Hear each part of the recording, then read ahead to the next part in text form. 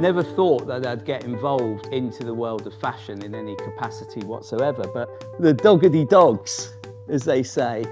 During the project, it developed so rapidly, we ended up going into production and making 680 custom hand-built jackets. You've got to really consider the human being. And the human being's all different, which is a nightmare, because when you design a product,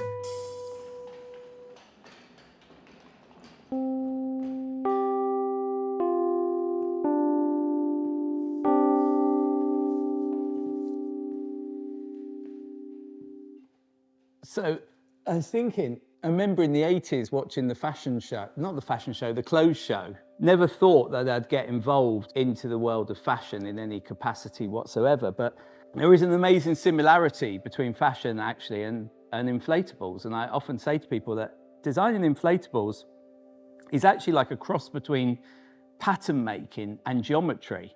We have to create patterns to make the inflatables, and as we go on to make bigger outdoor structures, they're very complex patterns to get the form that we want. So we've become like specialists in very large scale pattern development.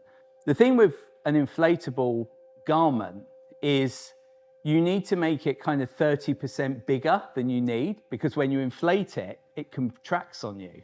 You've got to really consider the human being. And the human being's all different, which is a nightmare, because when you design a product, you standardize the product and the humans work around it. When you do a clothing product, the humans are all different and the product is fixed, but that relationship is then different for everybody. So in a strange way, the flexibility in the inflatable has a potential benefit to the fact that we're all different shapes and sizes. One of the first successful projects we worked on in the world of fashion was an inflatable slider with a company called Slide. With your feet, you have size. With my days working at Red or Dead, I didn't get to know a lot about sizes, but you have like a size 35, 36 for women, all the way up to 41, 42. And for men, kind of from 37 up to now 46, and God knows what. People's feet have got bigger and bigger. We realized very early on that there was an opportunity to do small, medium, and large. And every size increment between there could be made up by how hard you inflated the slider or not. And if you were a size 43, which is an average man's size, you just inflated it like, you know, a fair amount, but not too much, probably 30% inflated. But if your foot was a bit small, you just inflate it a bit more. And if your foot was a bit bigger, you just inflate it a bit less. It gripped and worked quite well. But this is where I spotted kind of something about fashion that I've always struggled with, is that nature that it's fashionable for a season and then it's gone.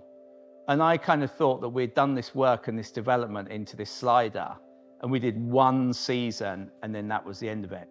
So watch this space, because there are intentions for us to bring back the slider, because I always felt there was untapped potential in that product. As a designer, even if I'm not designing my own product and we're supporting someone else, I'm trying to think about it from their creative head point, so that we're trying to make and resolve the design to establish their creative journey. We worked with Craig Green, developing some products for him a couple of seasons ago.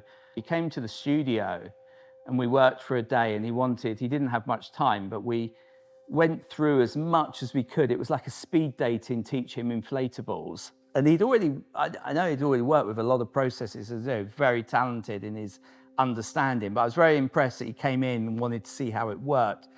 We developed with him a number of products for one of his catwalk shows. What was interesting is, in all the conversations we had and everything we made and all the samples and all the dialogue and everything we were trying to do, and as I understood it, when I saw the catwalk show, I was like, whoa, this is completely different to what we discussed. Not in as much as I didn't like it. It was like his vision for what he wanted and what we were discussing created in my head a completely different vision of what I thought he was trying to do. The show was stunning. What he did was amazing. The way he basically hacked our products that we made for him. So we were creating products, and then he hacked it and created his show. And I really liked that, because it was completely different to what I expected, which was what I think really great fashion is about, is that he saw potential in the techniques we had, but he saw how he wanted to bring them to life.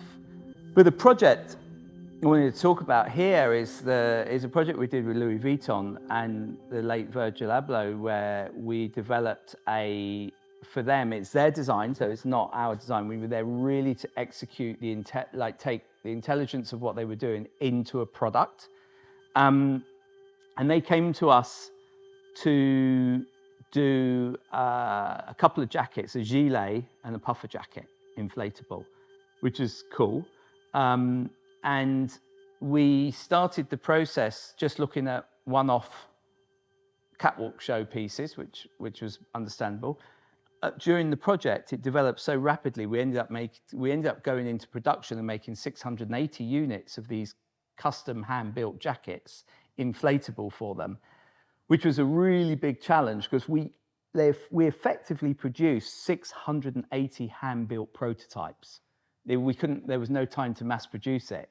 So everything we did was handcrafted in Antwerp, and we had to go through a very intense process of developing the patterns with them, which took months. And during that time, the show was growing. What they did, which was really great, the patterns they sent us were stunning. We explained to them how inflatables work, the constraints of how they contract and everything else. But whoever on their side, the people developing the patterns, developed and shared with us really, really great patterns very quickly. And we were able to work very fluidly in terms of getting to where they wanted to be with the form.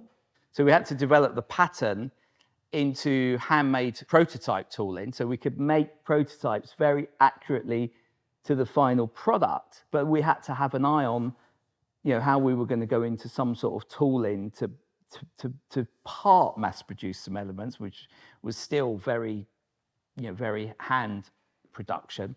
Ever since I started Inflate, one of my missions was to raise the perceived value of inflatables. We wanted to avoid that line where you fall on the tacky side. How do you keep the inflatable with dignity? And working with LV, all of the features and fittings and all of the details of the clasps and how everything was done, because there was some stitching that had to be incorporated, everything was super, super, super precise, every single detail. And so as we worked from kind of a very broad form and the pattern cutting for the gilet and the puffer jacket, we had to slowly start to become more refined and more detailed as the process went along. Because it was going to become something that sold, we then had to industrialize this process as best we could to create an output for the jacket. And that was quite a stunning journey. Now, as we get there, I've got lucky enough to have a couple of the jackets here. So I'm going to just take this one, which was the gilet.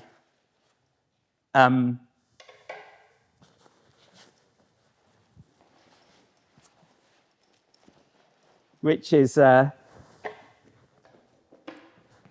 might talk with my back to the camera for a bit, but basically you can see we've got this nice puffy jacket. We were able to do them in limited sizes, the same as the flip-flops, because you inflate it or deflate it according to how big you are.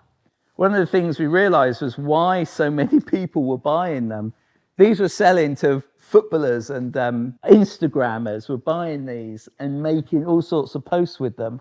But I love this one. It was this has the Louis Vuitton monogram on the inside. We got the zip. We got the clear puffer, so you can see the monogram through it. I feel like a model wearing it, but it's kind of funky little thing. And this is quite wearable in a weird way. I sound like a salesman. It's kind of wearable, but actually, the one that I think is really, really cool is this one, which is the puffer. This is mental. This jacket these are all hand done. This is a mental jacket that you cannot, I'm going to try and put it on. Look at this. This is like absolutely the doggedy dogs, as they say.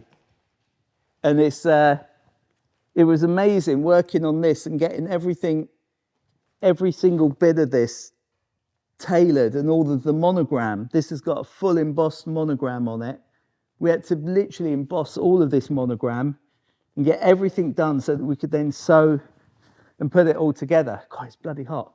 And yeah, it was cool jacket.